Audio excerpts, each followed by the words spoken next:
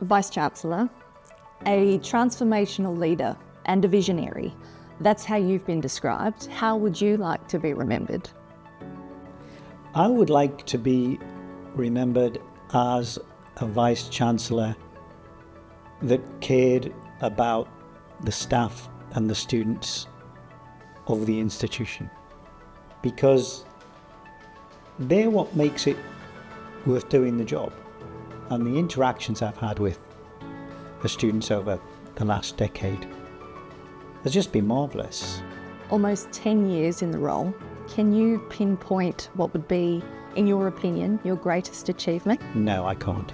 I let other people do that.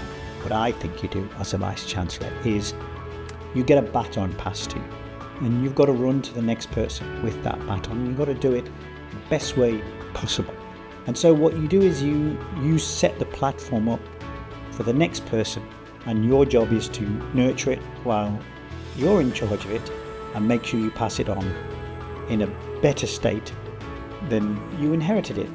And so there can't be one particular achievement that does that, because the whole platform is what you give to the next Vice-Chancellor. What's next for you, whether personally or career aspirations? So when I step down, I'll have been a VC for over 17 years. Over the last 10 years, I've lived in Australia, and my wife and children have predominantly lived in the UK. But I just want to be there.